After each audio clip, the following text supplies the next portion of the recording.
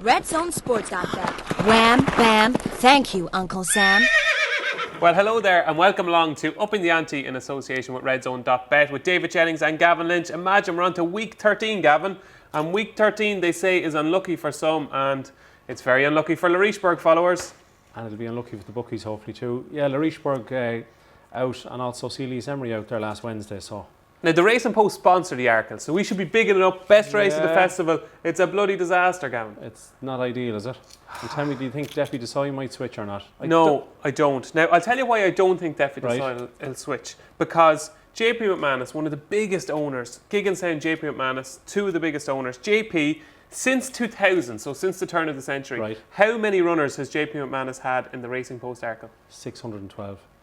Six. In 18 years, JP McManus has had 6 runners in the Racing Post Arkle, and he hasn't had a runner in the race since 2013. Tap Knight ran for him. Hasn't had a runner in the last 5 years. I don't think he likes the race. Yeah. And that's why I think Deputy Desai will stay in the JLT, and we're hoping he will, Gavin. I hope he stays in the JLT because he's beaten Lost in Translation. I think it's harder for him to win the Arkle than the JLT, so hopefully he stays, yeah. And another bitter blow with Celia's Emery. Willie Mullins revealed at his press open day last week that Celia's Emery was out. A classy hurdler, would have had a big chance. Yeah, it was the highest rated hurdler in the race, so it's a pity, yeah. Yeah, so it's now wide open. At the moment, if you were to have a bet, who would you back? Oh, there's only one horse, Lawler. Yeah. Okay, I'll take you on with Glenn Forza. We've seen plenty of clues in the last 7 days. Maybe not as much as previous weeks, given that we're getting so close to the Cheltenham Festival. But Angel's Breath, Gavin, the bubble was burst. The bubble was burst, yeah. Southfield Stone. Now, Angel's Breath was given at £5, and afterwards, Nicky wasn't that disheartened. Nicky's one of life's optimists, I think, but he said that he would improve an awful lot because of the vaccinations and snow and everything, that he'd missed a bit of work, so he wasn't fully fit. I see even today he's back into 8-1 again for the Supreme. Even on the exchanges, they're back in about 8-1. One thing about that race is that at the time, I heard them saying on TV that they broke the track record, which was interesting. And also, you'd have to say the Southfield Stone certainly did the Tolworth no harm for Elixir de Nuts and Grand Sancy. So it's interesting. I spoke to Jamie Codd at Naas after racing yesterday. He did the Monday Jury in the Racing Post, and I asked him about Angel's Breath. Was one of the questions. He says, "Do not give up on Angel's Breath. Softer ground, stiff uphill finish. You will see a different horse." I think the point experts think a lot of Angel's Breath. Yeah, it's hard to see him win a Supreme, but I'll tell you, if you finish in the first 3, Southfield's Stone will go off short and save the county. And Gavin, we've got 5 in the betting here. Where's the winner of the race? Where's Mr. Fisher? No, he's not there, no. He's down in the bar country. He's down in the bar. Fakadu Duri for me. Yeah, Mr. Fisher for me in the 11-1 bar. We've seen Dickie Diver at Chepstow. Yeah, won very well. I think it was around 3s on there in Chepstow. Your kind of price? Back it each way. So he's going for the Bartlett. I just don't think he'll stay 3 miles. He's had 2 runs over 2.5. He's keen, isn't he? He's very, very keen.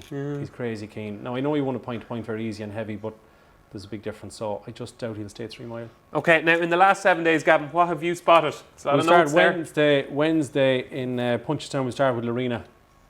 So she beat Mares again. She was 0 from 2 in France. She's 6 from 6 since she joined Willie. She had her smallest margin of victory for Willie the other day, 6 lengths. You're going to hear a lot of bull in the next 2 weeks with preview nights saying that she can't win a champion hurdle. A lot of bull. Yeah. I'm not going to back her maybe, but who's to say that she isn't the next Annie Power, etc., do you know? We were talking about this earlier. There's one part of my brain that's saying this is the best filly we've seen in donkey's years. She's going to be better than Annie Power. She's going to win by 10 lengths. And then there's another part of my brain that's telling me she'll jump the first hurdle pretty high, she'll be out of her comfort zone, and then she might plod on at the end into 5th or 6th. And I don't know which part of the brain to believe. Which should I believe? I don't know. The other day, when the first circuit, the first 4 or 5 hurdles, she was okay. She gets a bit steep, and then later on, when they quickened up, she actually jumped very well. So. She did, yeah. As you said, we just don't know. I think it's going to be the best, I was saying to you earlier, the best champion hurdle and Gold Cup as a package, 2 together, we've seen in a long time. And there's so many opinions, and valid opinions. Yeah. You can make case for 4 or 5, possibly 3 in the champion hurdle, 4 or 5 in the Gold Cup. I think Esper Dallin won a big race in the champion hurdle as well as the 3 favourites. Okay, there you go. He's 8 from 9, so he's no back number. Okay, moving on. Cap York won the Pretemps qualifier on Wednesday. Chungea fell at the last, and a night catcher on third was It's All Guesswork. Yes. Doncaster on Wednesday, Wonderful Charm won Hunter's Chase. He might go to the Fox Hunters. He was impressive now. Yeah, so he's a decent horse. Yeah, I think he has a chance, yeah. Clondalk Castle on Thursday won at Huntingdon and is now 8-1 favourite for the Close Brothers. Also on Thursday in Thurles Real Steel, his jumping's a bit in and out and a bit sketchy. He's a bit right, he's a bit left, he's a bit short, he's a bit long, but he's only 10-1 for the JLT. That'll show you. Bit of a lot of things there. Yeah. So the JLT is certainly winnable if he's 10-1. Go another one, won the Michael Purcell Novice Hurdle. He may or may not go to Cheltenham.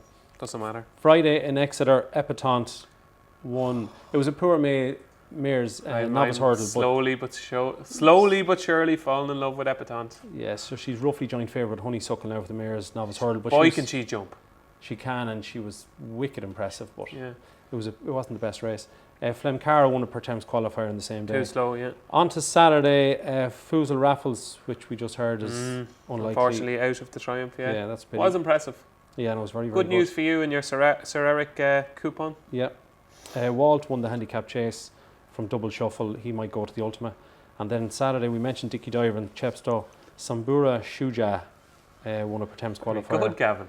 Yeah. You were practicing that one. I was. Rathfinden won the Bobby Joe and Fairy House. Wins the Grand National. Yeah, he's 11-year-old. He gets £5 from Tiger Roll, so he might finish second to Tiger Roll. Yeah, no, he'll beat him. Go on. I think he will, yeah. I think he's tailor-made for Grand National. I must say at this juncture, I've never backed a winner of Grand National. Really? No, never. Rathfinden and Tiger Roll have both won the 4 milers. That's interesting. Yeah.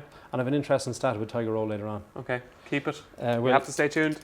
Sunday then, on to yesterday, Fontwell. This one's for you. What's wrong with you? Trained by Nicky. He's going to send it to the race named after his dad, the Johnny Henderson Grand Annual. He's 10-1 favourite. He looked a very tricky customer. Wears a hood, and again, he's a bit left and right and all over the shop. Vision Day Flow and Shantou Flyer both won as well. And yesterday, the only one to mention really for Cheltenham was Cadmium. He won the Grade 3 and he's 14-1 for the Grand Annual. There you go. Yeah, I couldn't have him for the Grand Annual. Okay, so there is your review of the last week. That was the week that was. Time now, Gavin, for your last segment on handicaps. You've got your top 5 stats. Yes. From handicap chase at the Cheltenham Festival in the last 6 years. Yep. Numero. So we're going to start with Sank. Is that 5? Number 5? I did pass French. Cat Sank, right, yeah. I actually have a good joke, but I'm not going to tell you about that. Grand. Number 5. In the Ultima, the last 12 winners were all trained in the UK, so just stay away from the Irish horses in the Ultima. Next one we're on to is the Brown Advisory. 9 of the last 10 winners carried 10 stone 13 or less. Now, of course, last year you get the Flying Diamond with the Storyteller carrying 11-4, but before the Storyteller there was 9 in a row carrying 10, 13 or less. Okay. Now, the Storyteller is quite a decent animal, so... Yeah, Ryanair bound, yeah.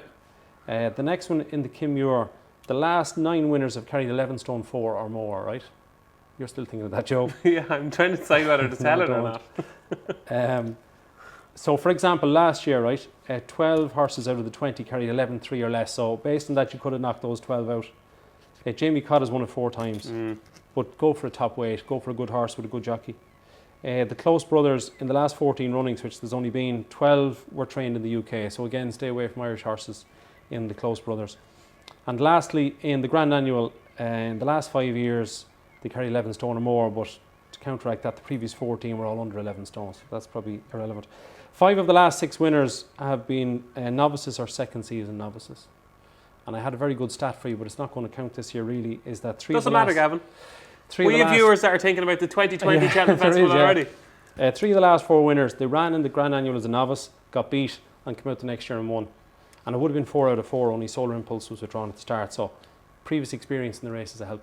Okay, can I tell my joke? Really quickly, okay? Go. There was an Irish family and there was a French family living next door to one another, and they were really competitive. Irish family had a dog called 1, 2, 3, 4, 5. French family had a dog called On Do Trois Cat Cinq. Okay, so they were trying to decide who's the better dog, and they did all these races and stuff. They decided to have this swim. Okay. So they brought them out to the beach. We're going to have a swim to decide this once and for all. So 1, 2, 3, 4 swam against On Do Trois Cat Cinq. Who won? The Irish one, because the other one, the Cat Sank. No. Yeah. You ruined it. Sorry. It was fairly obvious. 1, 2, 3, 4, 5 won it because On Do Trois Cat Cinq. Yeah, there we go. I probably should have left that one out. You should have. Anyway, moving on to our questions from the crowd. Glenn Evans on YouTube says, "Keep it going, lads. The show is my highlight of the week." Okay. God, he must have a pretty sad existence. He lives on his own in a one-bed apartment. Yeah, bachelor anyway. What do you think about my €2 each way Lucky 31 and €8 roll-up, Gardens of Babylon, Classical Dream, Top of the Game, and Kemboy. Okay, so we'll deal with them individually. Gardens of Babylon. Might be placed. Won't beat Sir Eric. Okay, Classical Dream. We'll chat about him maybe in a while. Yeah, if he goes for the Ballymore, I'd like him, yeah. Okay. Top of the Game. Again, got a great chance. Is he going to beat Del to work? He'll certainly I'm come there starting to fancy him, Gavin. Are you? I'm starting to fancy him, yeah. He's a good horse, yeah. Yeah. Kemboy is an each way chance, I suppose. And Kemboy, yeah, each way chance. So do you think he might collect on a couple of these each ways, yeah? Maybe Top of the Game in Classical Dream. Now, question number 2 from the crowd is a great one. This is a great one. I hope you gave it some thought, Gavin. It's from Aidan Boyle, at Boyle_Aidan on Twitter. He says, David, if you and Gavin Lynch were racehorses, which ones would you be and why? We wouldn't be 2 milers anyway. We wouldn't be... I have a good one for this. Have you picked the horse? I'll let you think and I'll give you mine, okay? Wouldn't be built for speed. Okay, I'd be Brain Power. And do you know why? Not only because I like Brain Power. He's a bit mad. No, because everybody hates him. Everybody absolutely hates Brain Power. And if you read through my Twitter, Gavin, I have a lot of there's a lot of hatred in there. No, he's not. And he's kind of one of them that can produce a good performance, like today. Today is going quite well, but then he can throw in an odd stinker, like. So I think Brain Power and me are pretty similar. I'd be a Salsify or a Uccello Conti, I'd say. Salsify? Yeah. Why? Just slow. Yeah, slow. But stay going and do I the think best. you're being hard on yourself. No, I'm not. I have you down as a absolutely. Lorena. Okay, number 3 from Green and Gold at JP McManus News on Twitter. How many Green and Gold winners will there be? How many JP McManus winners, Gavin? I just counted earlier. He's got 8 favourites roughly. Defi Desai, Bouverdare, OK Corral, Champ, Sire de Berlay, Epatante, Sir Eric stand up and fight. So I'm sure he'll have 4 or 5 anyway. Yeah, of the best of them. Sir Eric is easily the best of them. And after that, I suppose maybe I'd like to see Defi Desai win the JLT. No, he's a few interesting ones in handicaps as well. No comment, perhaps, for the Kim Muir is one that I'm starting to like. Okay, so it's time to bring Kane Calvin from our sponsors, RedZone.bet, into the show. And Kane, our first question to you is, if RedZone could get any anti-post favourite beaten at the Cheltenham Festival, who would it be and why? So at this stage, it'd have to be Presenting Percy. There's been steady money on him throughout the season, and whilst that has dried up a bit recently on the back of no prep run, we really haven't led anything else in the race, so it's definitely a bad result for us. Presenting Percy, Gavin, can he do it? He can. I think just don't bother backing him at 11-4 with the books. He's 9-2 in the exchanges. He'll be 4 or 5-1 on the day, definitely. Okay, and our second question for you, Kane, is what have been the top 3 most popular horses with RedZone in the last 7 days? So we have seen plenty of bets on Benny Juju for the mares, and she's been included in a lot of multiples too. With Lorena looking more and more likely to run in the Champion Hurdle, the path seems clear for Benny. There was more money for Tiger after his victory at Navan last weekend, and he looks a banker now for the cross country.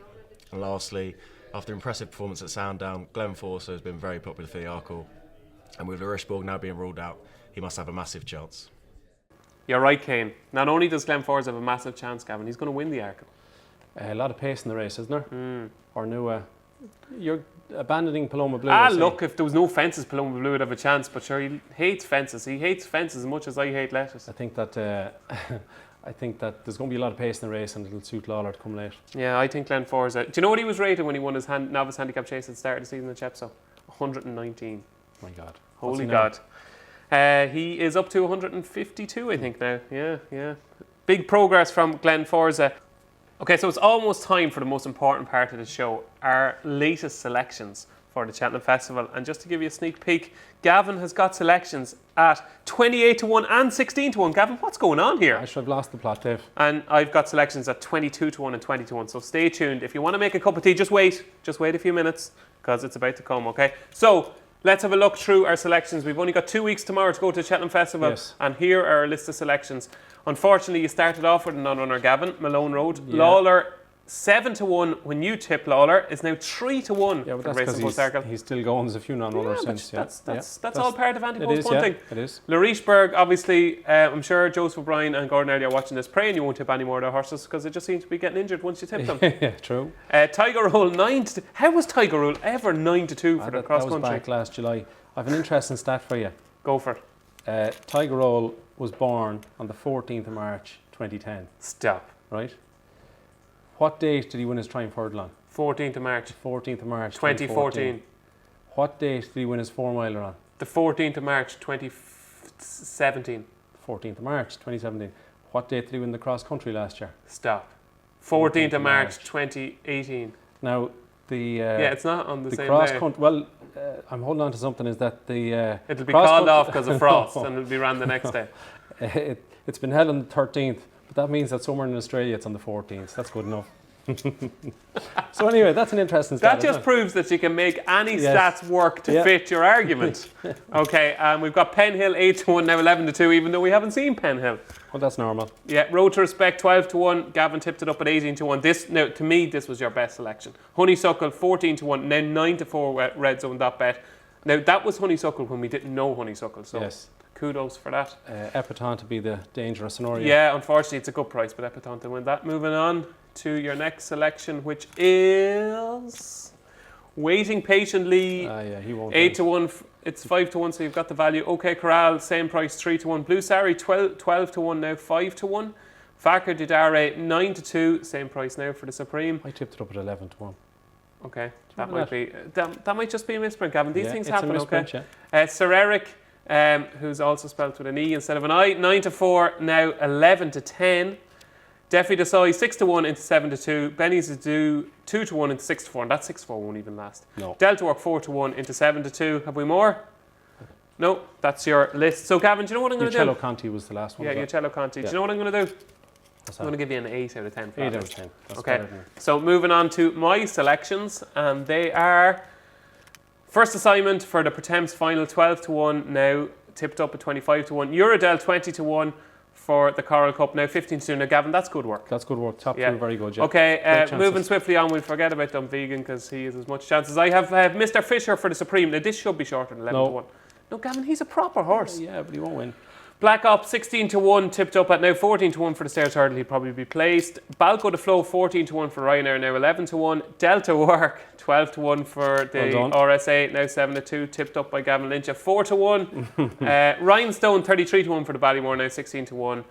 Obviously looks to have little chance in that. Paloma Blue by process of default. It's half the price. 18-1, now 9-1. God, would anybody back Paloma Blue at 9-1? No. No. Envoy Allen 11-2, tipped up on last He's week's good show. chance. Okay, so now it's time for this week's selections, and everybody is watching, Gavin, to find Yes. out your selection. So we're going to keep them thinking. We're going to keep them watching. So we're going to go for my selections first, okay? problem. And the first of those comes in the Ultima. Now the weights are out this week, so it's obviously a little bit dodgy tipping a horse before the weights come out, but I think this is serious value. 22-1. Calypto. Calypto is my latest fancy for the Ultima handicap chase, and let me explain, okay? He won a listed handicap chase on a second try over 3 miles at Ascot. A proper race now, proper seasoned handicappers in that. He won that off a mark of 143. He's now rated 148. He's only gone up £5, which I thought was fairly lenient. It was. I thought the handicapper was in good form that day. Before that, on his first try, he was third at Doncaster on his first try over 3 miles. I thought that was a perfectly respectable run. He's ran 4 times at Cheltenham, okay? He finished 6th in the Grand Annual to Rock the World, only beaten 7 lengths.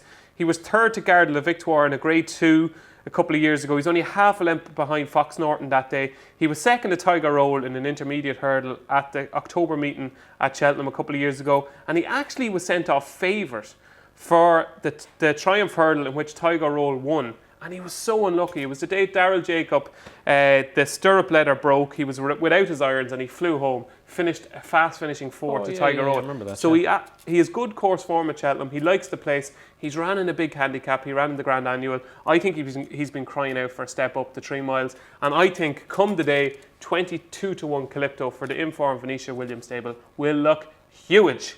So 22-1 Calypto, my first fancy, and I'm going to stick with the handicaps and a race that I really, really like. I backed the winner of the Grand Annual for the last 2 years, courtesy of Rock the World and Le Parisienne, and I'm going to do it 3 years in a row because Le Parisienne is going to win the Grand Annual again. The boost for RedZone.bet customers is 20-1 from 16-1 for La Parisienne for the Grand Annual. He won the race impressively by 4.5 lengths last year off a mark of 150. Unbelievably, he's only ran 3 times this season, twice over fences, and he's back down to a mark of 151, which I think is incredible. He was second to Silver Streak in the Welsh Champion Hurdle, giving him £12. Since then, he's finished 5th to Sco Royal in the slower chase at Cheltenham. Made a bad mistake at the second last. It was value for finishing a little bit closer. And he ran a shocker at Sandown last time on deep ground. But maybe he just needed throwing a shocker. Maybe he just did. You never know. Like the Grand Annual might have been in the back of their minds and... He's a bit like Jeffy Desai. He has to come late, doesn't he? He does, yeah, but the fact that he won the race last year, it's a big race for repeat performers, It is, as yeah. your stat Yeah, proved. yeah. So, Le Parisienne, 20-1 for the Grand Annual. I think that's a cracking price. But you don't care about my tips. All you want to know about is Gavin's tips. know. So, Gavin, you have 3 selections this week. Yeah. Okay, and we're going to kick off in the Albert Bartlett with First one's Allaho. Allaho. Now, there's a big stat against him, first of all. Now, I've picked 2 for the Bartlett because it's a race that is... It's a good start. yeah. I'm going to tip a horse, and this is why you won't win. No, well, just to say that the stats have shown that if you want to win it, you have to have loads of runs over hurdles. So I'm just putting in a caveat about this fella He does first. have one good stat in his favour, though. He does. Trained by Willie Mullins has won, all right. And he's won over 3 miles. He did. 6 out of the last 7 winners of the Bartlett have won over 3 miles. Previously, horses like Kilbrick and Storm, Penhill, etc., they've had 4 runs, 7 runs, 15 runs, 6 runs, 4 runs over hurdles. So he's only had 2. He ran an tie last year, and then he joined Willie. He didn't run so well in the bumper at Christmas. He was well fancied. He ran way too keen. He finished, I think, 4th. Now, Bumper's working out spectacularly well. Yeah, Sempo was 3rd and Fury Road was 5th, so it's worked out well, but that form wouldn't be good enough to win the Bartlett. So Willie, because I suppose he's having an in-and-out season, he threw him straight into the Grade 3 in Clonmel. Yeah, do you know why that happened? No. I only found this out yesterday. I was on a preview night with David Casey. The only reason he ran in the Grade 2 was because he was balloted out of the maiden hurdle. He was only first. He was only first on the list, and they said, we need to get a run into him, so sure, we'll throw him into the Grade. Oh my God. Well, I tell you what, he was very impressive. He was very impressive. He jumped quite well, 1 or 2 little mistakes. He travelled like the winner the whole way. He was trading in short the whole way around. And I was very impressed with him. Now, he'll have to be a superstar to win the Bartlett on his third hurdle run. He could be, though. But he could be a star. I think that the Bartlett being the Bartlett, there's no point picking favourites in it. You might as well get a bit of value for money. And on that note, you have a second selection in the Albert Bartlett, and it's an even bigger price. Gavin Lynch, what has happened to you in the last week? 28-1. Your next selection is Dinons. Yeah, Dinons, trained by Gordon Elliott, who obviously is one of the favourites in the race, and I'm sure they don't rate this lad as highly as the other one. But Maybe he's they had, do. yeah, Maybe they do. he's had 7 runs over hurdles, which is a positive. He fell first time in Belliostown when he was definitely going to win. Then he won 4 summer hurdles. Roger Loughran used to ride him, didn't he? He used to ride those colours. So he won 4 summer novice hurdles, etc., very, very easily. And then he reappeared in Cheltenham in a 3-mile novice hurdle. Now, it wasn't the best race in the world. The horse that was second was rated 125. He gave it £8. He won by 14 lengths, but he absolutely bolted up. He's won over the trip on the course, even though that was the old course. Since then, he ran in Navan. He was more or less brought down at the third last. He was joint favourite. He was travelling very, very well. I think the triple suit him. I think he's a huge price. I just think he's good value for money. Do you know what, Gavin? I think you're right. Yeah, I think you've made very, very good claims for Dinons. I like the fact that he's had so many runs. He ticks a lot of the stats boxes. I think he will run there because Gordon doesn't waste entries. We haven't seen him since before Christmas, but I think he'll run here because the 3 mile definitely is his cup of tea. 28-1. That'll be a nice start to the Friday. Second race, isn't it, on Friday? Albert race, Bartlett. Is it Third, County Hurdle second? Yeah, Albert Bartlett County third, second, yeah. Will be a nice start. Sir Eric rolling into Dinons. Yeah. And Gavin, your next selection, well, it's Classical Dream, but it's not Classical Dream as we know him because it's not Classical Dream for the Supreme. Yeah, and it's just Classical Dream for the Ballymore. What's going on here? We took a bit of a chance a few weeks ago that Fakir Duderee might run the Supreme, and it's kind of looking that way. I'm just taking a chance again that Willie runs. Are you guessing? I'm guessing. Have you inside info? No, Ruby Have the you, other Gavin? day. Come on now. No, Come on, the other day Ruby He said, I don't. On Racing TV, he gave his weekly column, and he said that he hopes Araman runs in the Supreme. He wants Classical Dream to run here and Allaho to run in the Bartlett, because obviously he can only ride one of them. And will Ruby get his way?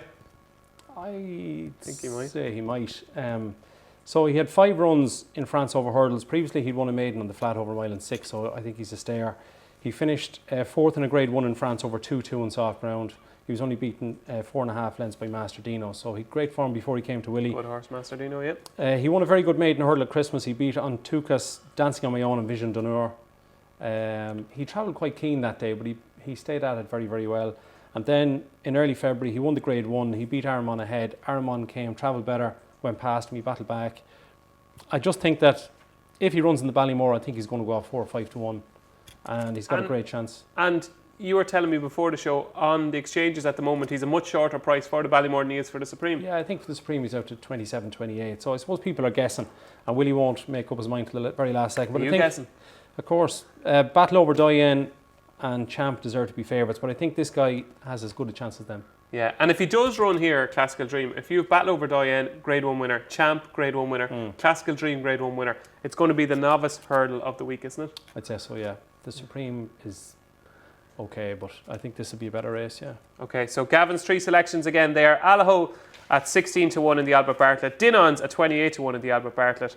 And Classical Dream at 11 to 1 to win the Ballymore. That price could plummet in the next couple of days if it starts to look likely that Classical Dream is going to run in the Ballymore. So that's it for this week's show, folks. Week 13. There's only 2 more up in the antes to go. Next week, Gavin, it's going to be getting close. We're going to be getting really excited next week. We'll definitely pick a few of the handicaps next week. Yeah, certainly. We're going to. The weights are coming out during the week, so. Yeah, there's going to be plenty to watch in next week's show. Gavin is going to find some more big price fancies. Hopefully, I'll find some too. Thanks for watching. Red Zone Sports Ante. Wham, bam. Thank you, Uncle Sam.